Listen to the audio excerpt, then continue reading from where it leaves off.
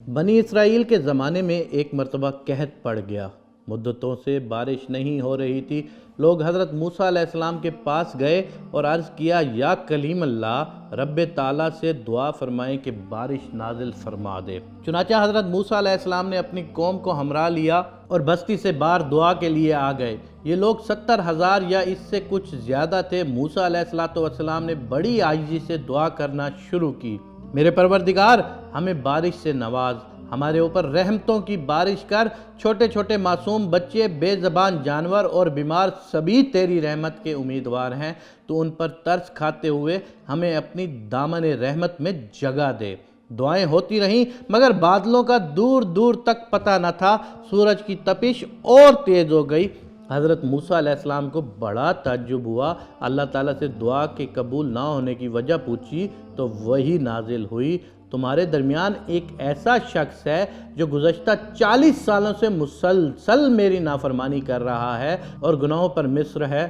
اے موسیٰ، آپ لوگوں میں اعلان کر دیں کہ وہ نکل جائے، کیونکہ اس آدمی کی وجہ سے بارش رکی ہوئی ہے، اور جب تک وہ باہر نہیں نکلتا بارش نہیں ہوگی۔ حضرت موسیٰ علیہ السلام نے عرض کیا، باری تعالیٰ، میں کمزور سا بندہ، میری آواز بھی ضعیف ہے، یہ لوگ 70,000 یا اس سے بھی زیادہ ہیں، میں ان تک اپنی آواز کیسے پہنچاؤں؟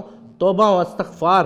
جواب ملا، تیرا کام آواز دینا ہے، پہنچانا ہمارا کام ہے۔ حضرت موسیٰ علیہ السلام نے اپنی قوم کو آواز دی اور کہا، اے رب کے گناہگار اور نافرمان بندے، جو گزشتہ 40 سال سے اپنے رب کو ناراض کر رہا ہے اور اس کی دعوت کو مبارزت دے رہا ہے، لوگوں میں سے باہر آ جا، تیرے ہی کالے کرتوتوں کی پاداش میں ہم باران رحمت سے محروم ہیں۔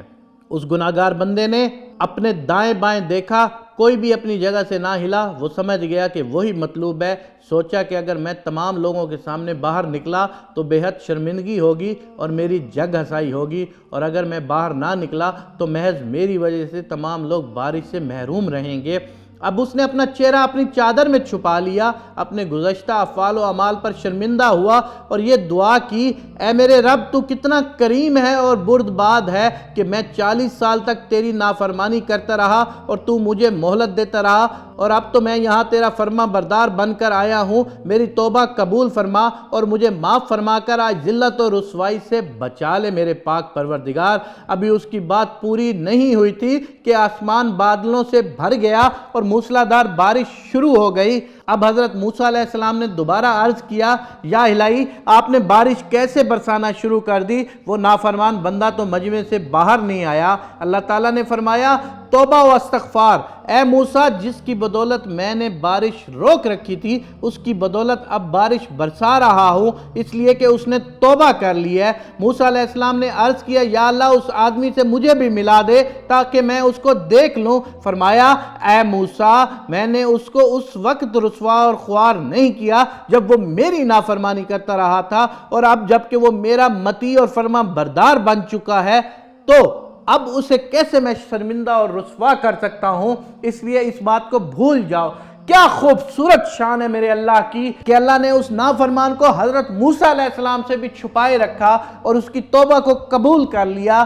آج میرے جتنے بھی دیکھنے والے لوگ اس ویڈیو کو سن رہے ہیں یا دیکھ رہے ہیں، آج ہی اپنے آپ کو مصلی پر بٹھا لو، آج ہی اپنے آپ کو اللہ کے سامنے عاجزی سے پیش کر لو اور اس باری تعالیٰ سے اپنے گناہوں کی معافی مانگ لو۔ میں تمہیں یقین سے کہتا ہوں کہ وہ پروردگار تمہیں ضرور معاف کرے گا، وہ پروردگار تمہیں ضرور معاف کرے گا، وہ پروردگار تمہیں ضرور معاف کرے گا۔ وہ ایسا پروردگار ہے کہ جس نے کتنا عرصہ بارش کو روکے رکھا، لیکن اس ایک لمحے میں اس نے بارش کو برسا دی جب اس بندے نے توبہ اور استغفار کی۔ وہ 40 سالوں کا گناہگار تھا۔ اگر تم سمجھتے ہو کہ تمہارے بھی گناہ ہو گئے ہیں، کوئی جانے انجانے میں تم سے کچھ گناہ ہو گئے ہیں، تو اللہ سے آج ہی اپنے کیے کی معافی مانگ لو۔ ہمیں اپنے ایک پل کا بھی نہیں پتا، نہ جانے ہمارے حصے میں اگلا سانس بھی لکھا ہوا ہے کہ نہیں لکھا ہوا۔ سو آج ہی ابھی اپنے آپ کو توبہ سے روشناس کر دو۔